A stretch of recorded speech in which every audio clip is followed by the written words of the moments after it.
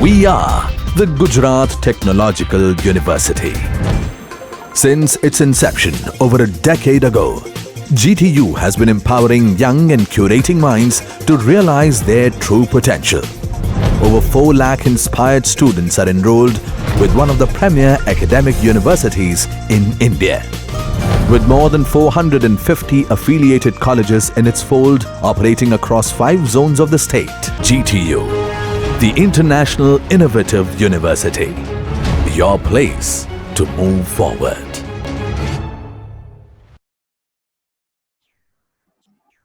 Namaste to all.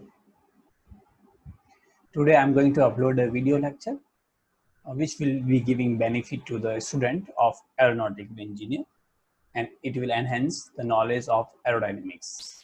In this video lecture, I'll just tell you how to do the conformal mapping and what is the importance of the conformal mapping. So let us move to the conformal mapping. Okay, so idea of the conformal mapping, or you can say the transformation, is to plot the image of one point from one plane to another plane. Like for example, if we see our image in the plane mirror, it looks as that is, but if you see our image in the concave mirror, it will not be as that is. So we have to transport the image from one plane to another plane. So just for the example, I'm just taking in XY plane, I have the circle. That plane may not look like a circle in another plane, which is taken here as a xi and neta. So here we are taking the 2 plane. The first plane is XY plane, which is called the plane Z also. The second plane is xi and eta plane, which is also called the zeta plane. So the one point P, which is given by coordinate x comma iota y, we have to find what will be the coordinate of the point P in the zeta plane. And here, these both are the complex planes, Z and zeta. Move on forward. Transformation of Z plane into the zeta plane.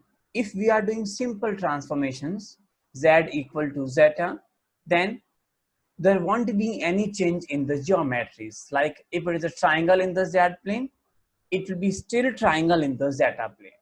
If it is simple Z equal to xi transformations.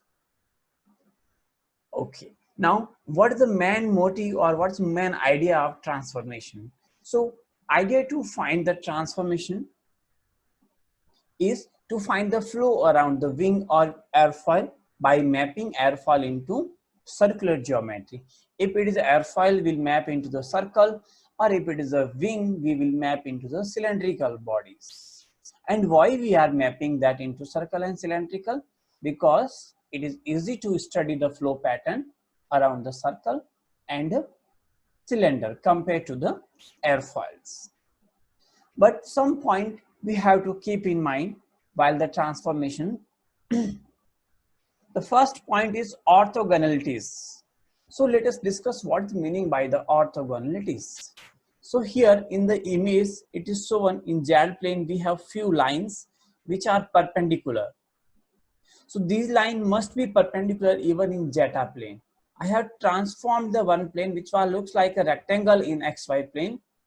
It looks like this kind of shape in the zeta plane. But interesting thing we have noted is what? The lines are still perpendicular at each point. So line must be perpendicular. That property is called orthogonalities. The second thing is circulations. So we know that circulation is a really important tool for which gives us the lift. So the value of circulation should not change by transferring the geometries. That are the 2 main important parameters for the transformation. Now, we are coming to the very important transformation which is done by Kutta-Joukowski. So first, Kutta used the transformation to obtain the contours of aerodynamic profile.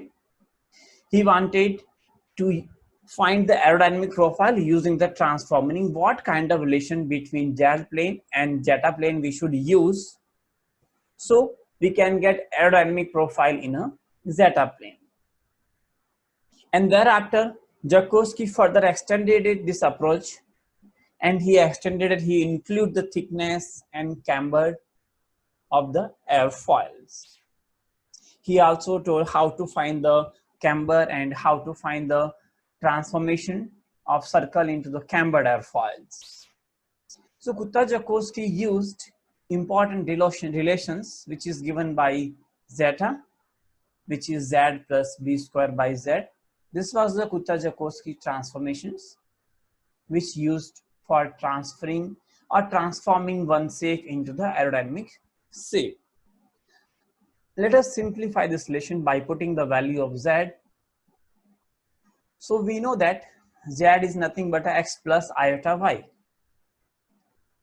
And it can be also written in a polar form, r into e to power I theta, where theta is the argument and r is the magnitude of z. Further, using de Moivre theorem, if I simplify, instead of e to power I theta, we can write here cos theta plus iota sine theta. Then zeta is given as a xi plus iota neta, where xi and neta are the axis in a zeta plane, like x and y are the axis in z plane. So now we have the value of z. Let us put the value of z into the transformations. So on putting it here, we are getting r into e to power I theta plus b square by r e to power I theta. So in next step, I'm taking e to power I theta in a numerator. So it become a negative, because we know if you transfer the term from denominator to numerator, it become a negative here.